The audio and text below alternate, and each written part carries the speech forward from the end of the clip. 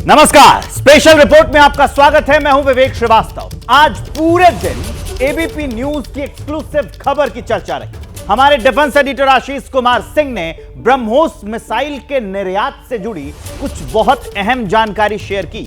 आशीष ने कुछ लेटर्स के हवाले से बताया कि ब्रह्मोस मिसाइल तो पहले ही दूसरे देशों को एक्सपोर्ट हो सकती थी, लेकिन पिछली सरकार में इस सुपरसोनिक मिसाइल के एक्सपोर्ट को लेकर कोई नीति नहीं बनी।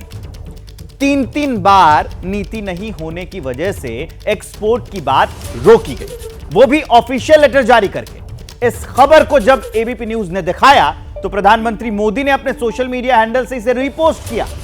ये पूरी खबर क्या है, वो कौन से लेटर्स हैं जो चुनाव में बीजेपी को एक नया मुद्दा थमा गए हैं, आपको दिखाते हैं इस एक्सक्लूसिव रिपोर्ट में।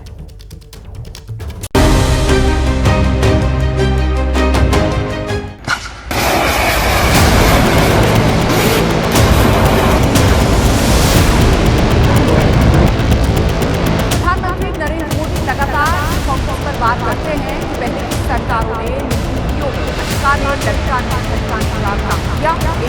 इसी को लेकर बड़ा खुलासा कर रहा है। मिशन ब्रह्मोस पर एबीपी न्यूज का बड़ा खुलासा। पहले की सरकार में नीतियों को अटकाने, लटकाने, खटकाने का काम होता।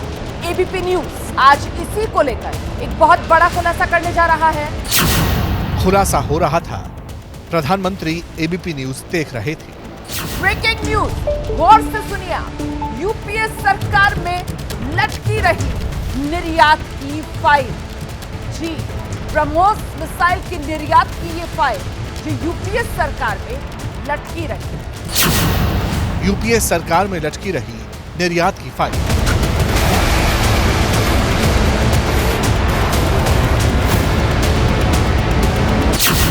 पीएम मोदी ने एबीपी न्यूज की खबर पर दी प्रतिक्रिया।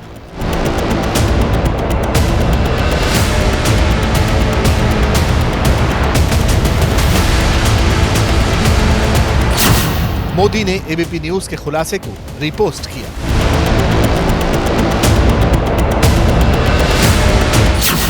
खुलासे के बाद मोदी ने कांग्रेस पर साधा निशाना।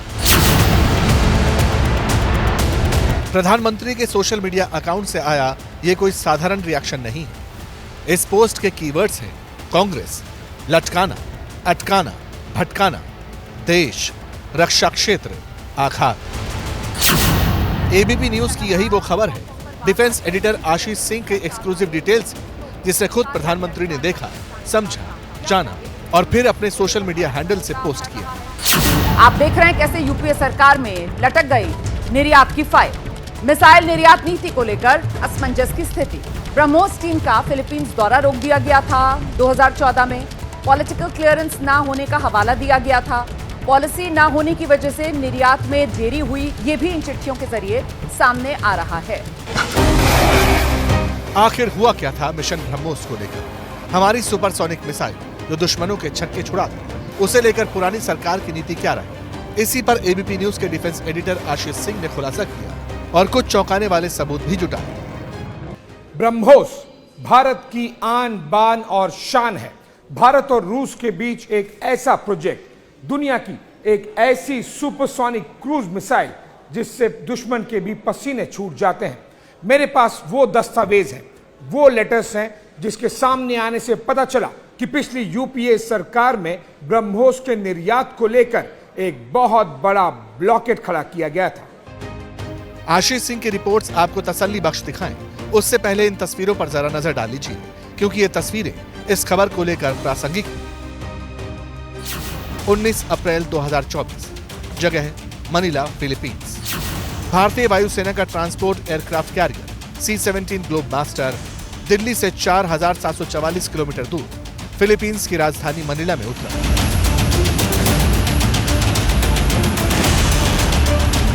यह किसी मिलिट्री ड्रिल के लिए नहीं आया था, बल्कि इस एयरक्राफ्ट के साथ आया था भारत का ब्रह्मास्त्र,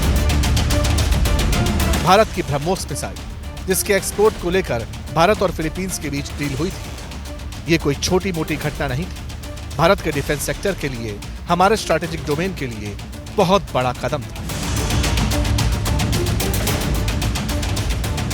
दरअसल फिलीपींस ने चीन की विस्तारवादी नीति को ध्यान में रखते हुए अपने डिफेंस सिस्टम को मजबूत करने के लिए भारत से दुनिया की सबसे तेज सुपरसोनिक क्रूज मिसाइल ब्रह्मोस का सौदा किया, जिसके तहत दोनों देशों के बीच 375 मिलियन यूएस डॉलर यानी कि तकरीबन 3,175 रुपए की डील हुई, जिसके सवा 2 साल बाद भारत से पहली खेप ब्रह्मोस मिसाइल की फिलीपींस के लिए रवाना हुई।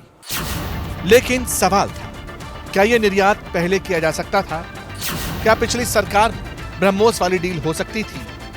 यूपीए सरकार के दौरान क्या हम बड़े डिफेंस एक्सपोर्टर बन सकते थे?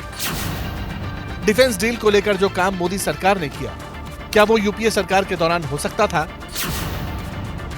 क्या वाकई यूपीए सरकार को रक्षा सौदे अटकाने, लटकाने और भटकाने की आदत थी? क्या यूपीए सरकार की नीतियों ने रक्षा क्षेत्र को आघात पहुंचाया? क्या यूपीए सरकार किसी दबाव में काम कर रही थी? कांग्रेस की सरकार अगर रही होती तो भारत में बना तेजस फाइटर प्लेन भी आसमान की बुलंदियां नहीं देख पाता। भारत की पहचान अब दूसरे देशों को हथियार निर्यात करने वाले देश की बन रही है। इस साल ही भारत ने 21,000 करोड़ रुपए के हथियार दूसरे देशों को बेचे हैं। सियासत का उसूल है कि कोई मुद्दा परमानेंटली दफ नहीं होता। सही मौके और वक्त का इंतजार किया जाता है, फिर विरोधी पर वार होता है। चुनाव का वक्त है, एनडीए तीसरी बार सत्ता पाने के लिए मेहनत कर रही है, तो वहीं इंडिया अलायंस उसे रोकने की। इस बीच बीजेपी को मिशन ब्रह्मोस के नाम पर कांग्रेस को घेरने का, तत्कालीन मनमोहन सरकार को घेरने का मौका मिला। राजनीतिक इच्छा शक्ति पर सवाल उठाए गए। कांग्रेस ने अभी से माहौल बनाना शुरू कर दिया है। इनके नेता कह रहे हैं पाकिस्तान के पास एटम बम है। आपको किसी को भी पाकिस्तान के पास एटम बम है ये सुनकर के डर लगता है क्या? ये कांग्रेस वाले कांप रहे बोलो। ये नया भारत है, ये घर में घुसकर मारता है। सौगंध मुझे इस मिट्टी की, मैं देश मिटने नहीं दूंगा, मैं देश नहीं झुकने दूंगा, मैं देश नहीं रुकने दूंगा। लेकिन यह मुद्दा इसीलिए बना, प्रधानमंत्री ने इसीलिए एबीपी न्यूज की खबर को रिपोस्ट किया क्योंकि हमारे डिफेंस एडिटर के पास 1-2 नहीं 3 सबूत हैं। वो अहम दस्तावेज थे जिससे तत्कालीन यूपीए सरकार की नीतियों पर सवाल खड़े हो रहे थे। इन्हें सिलसिलेवार ढंग से समझ लीजिए। तारीख 17 अप्रैल 2014। यह वो वक्त था जब 16वीं लोकसभा चुनने के लिए देश में मतदान शुरू हो चुका था। 5 फेज की वोटिंग पूरी हो चुकी थी, जैसे इस बार हो चुकी है। 4 की बाकी थी। केंद्र में तब यूपीए की सरकार थी, मनमोहन सिंह प्रधानमंत्री थे। जानकारी के मुताबिक फिलीपींस ने तब ब्रह्मोस को लेकर अपनी इच्छा जताई थी। वो देश हमारी मिसाइल खरीदना चाहता था, लेकिन खुलासे के मुताबिक मोदी सरकार बनने से पहले 17 अप्रैल 2014 को विदेश मंत्रालय में दक्षिण के निदेशक ने ब्रह्मोस एरोस्पेस के जीएम को एक चिट्ठी लिखी। ये चिट्ठी तब लिखी गई जब निर्यात पर बातचीत के सिलसिले में ब्रह्मोस एरोस्पेस की टीम फिलीपींस जाने वाली थी। इस चिट्ठी में साफ साफ ये लिखा गया कि दौरे को लेकर राजनीतिक स्तर पर क्लियरेंस नहीं है, इसीलिए इस दौरे से पहले विदेश मंत्रालय से हरी झंडी ली जाए। 17 अप्रैल 2014 को यह चिट्ठी तब director south Ravindra P Jaiswal ने ब्रह्मोस एरोस्पेस के जीएम डिजाइन आर.के. अग्निहोत्री को लिखी थी। साफ और सरल शब्दों में इसका मतलब यह है कि ब्रह्मोस का एक्सपोर्ट भारत की डिफेंस डील पॉलिटिकल क्लियरेंस में अटक कर रह गई। इसे लेकर एक्सपर्ट जब तक कमेंट करते, बीजेपी ने इसे चुनावी मुद्दा बना लिया, हाथों हाथ लपक लिया। यूपीए की जो कांग्रेस की अगुवाई वाली सरकार थी, सेना के लिए हथियारों की खरीद में, विमानों की खरीद में भ्रष्टाचार करते थे, कमीशनबाजी करते थे। और जब भारत के वैज्ञानिकों ने भारत के अंदर ऐसे दिव्य और इतने उपयोगी उत्पादों को तैयार किया उसे बाजार में ना भेजा जा सके, इसके लिए अगर कोई सरकार में बैठ करके अड़चन डाले तो ये बहुत गंभीर बात है। एबीपी न्यूज के मिशन ब्रह्मोस पर बड़े खुलासे के बीच बयानों का वॉल्यूम भी बढ़ने लगा और इसी दौरान हमारे खुलासे का दायरा भी। यहां मैं अपने दर्शकों को एक बात बता दूं कि जिस तरह भारत, अमेरिका, रूस और भी कई दूसरे देशों से अपने लिए सैन्य सामान की डील करता रहा है, खरीदता रहा है और अपने लिए साजो सामान मंगाता रहा है, ठीक उसी तरह कई दुनिया के ऐसे देश हैं जो भारत से कई वक्त से दुनिया की सबसे तेज सुपरसोनिक क्रूज मिसाइल खरीदने की कोशिश कर रहे थे और इसीलिए वो काफी लंबे वक्त से भारत की तरफ टकटकी लगाए इस बात का इंतजार कर रहे थे कि भारत सरकार जब राजी होगी तो उन्हें ब्रह्मोस मिसाइल मिलेगी। और हैरानी की बात यह है कि ये सारी कोशिशें मनमोहन सरकार के वक्त हो रही थी। बातचीत का चैनल ओपन था। डीआरडीओ यानी देश की डिफेंस तकनीक को मजबूती देने वाला defence research and development organisation भी सक्रिय था, मगर डील की गाड़ी अटक जाती। दूसरा सबूत देखिए। एबीपी न्यूज के पास 9 मई 2011 को लिखी गई तत्कालीन विदेश सचिव निरुपमा राव की चिट्ठी है। ये लेटर उन्होंने डीआरडीओ में रिसर्च एंड डेवलपमेंट के चीफ कंट्रोलर ए सिवाथानु पिल्लई को लिखा था। इस चिट्ठी में तब के विदेश सचिव ने विदेश मंत्री का हवाला देते हुए निर्देश दिया था कि ब्रह्मोस मिसाइल के निर्यात पर तब तक आगे नहीं बढ़ा जा सकता जब तक कि मिसाइल निर्यात को लेकर ठोस नीति नहीं बन जाती। चिट्ठी में साफ साफ लिखा गया कि निर्यात का कोई फैसला विदेश नीति और सामरिक सुरक्षा के हित को देखते हुए लिया जाएगा। इस लेटर को लेकर और रिएक्शन आने शुरू हो गए।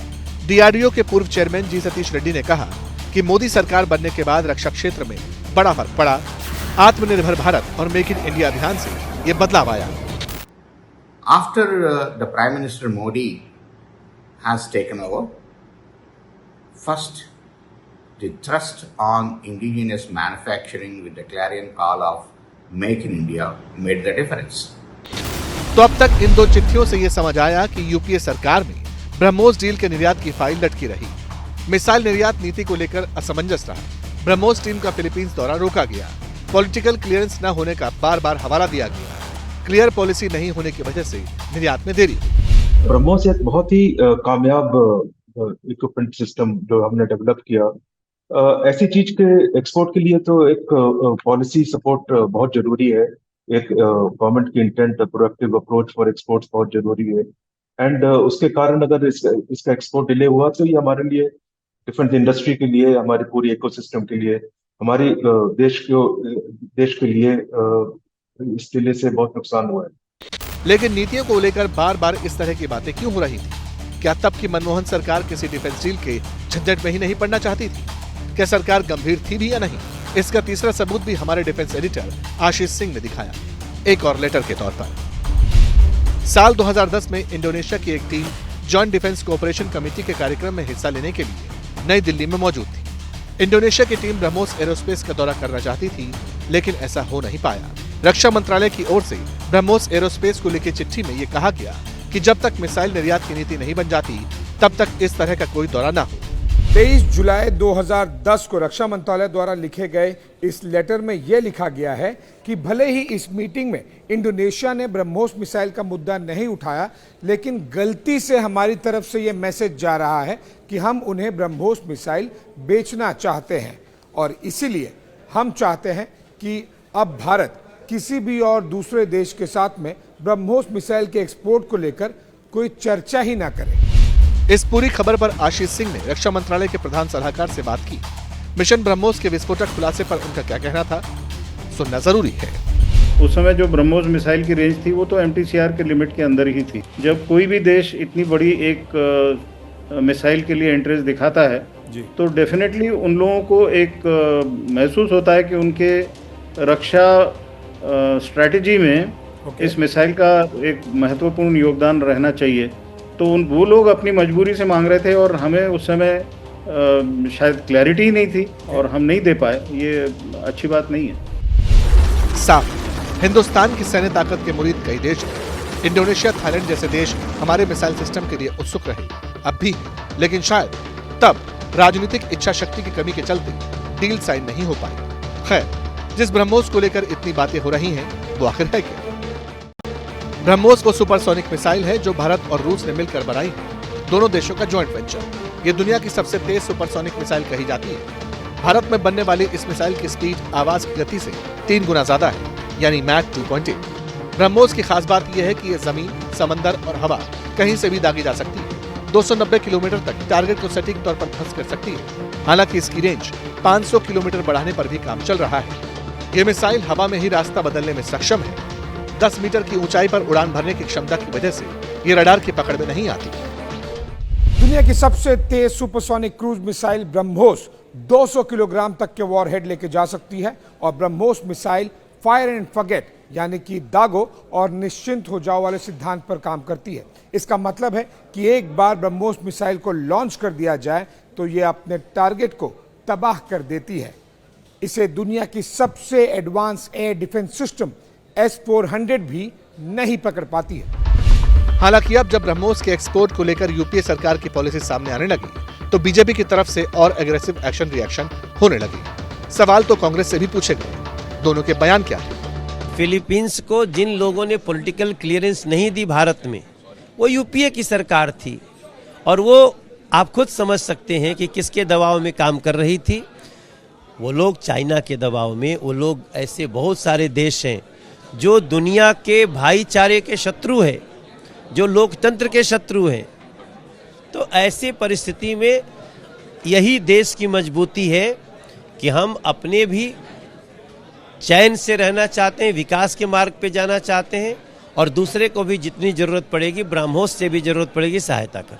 ये प्रधानमंत्री बोल रहे हैं कि अब मैं मिसाइल एक्सपोर्ट कर रहा हूं, यहां क्या कर रहे हैं वो बताइए ना। आप एमएसपी का वादा करते हैं किसानों को। 3 साल पहले आपने ड्रोन से किसानों पर आंसू के गैस फोड़े, 700 किसान मारे गए, शहीद हुए। उनके बारे में तो कुछ नहीं बोलते हैं, पर मिसाइल की एक्सपोर्ट की बात करते हैं। मिसाइल का एक्सपोर्ट तब होगा जब मिसाइल का प्रोडक्शन होगा। मिसाइल का प्रोडक्शन की शुरुआत के बाद ही निर्यात हो सकता है। सियासी वार पलटवार अलग बात है, लेकिन इतना जरूर है कि यूपीए सरकार के 10 साल और मोदी सरकार के 10 साल में रक्षा सौदे को लेकर फर्क तो नजर आया है। भारत का रक्षा निर्यात पहले के मुकाबले कई गुना बढ़ा है। 85 देशों में हमारी 100 से ज्यादा कंपनियां निर्यात कर रही हैं। मनमोहन सरकार के दौरान रक्षा निर्यात 4000 करोड़ था, अब 80,000 करोड़ का आंकड़ा पार कर चुका है। इसका मतलब है भारत बढ़ रहा है, तरक्की कर रहा है। और एबीपी न्यूज के खुलासे के बाद सियासत का लेवल भी देखना होगा। चुनाव के दौरान ये मुद्दा कितना चल सकेगा।